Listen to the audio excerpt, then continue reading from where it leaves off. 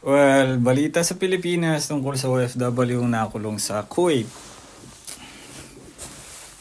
Hihingan daw ng clemency si Kabayan ayon sa DFA. So makikiusap ang bansang Pilipinas sa Kuwaiti government na baka bigyan na lang ng pardon, hindi na mabitay.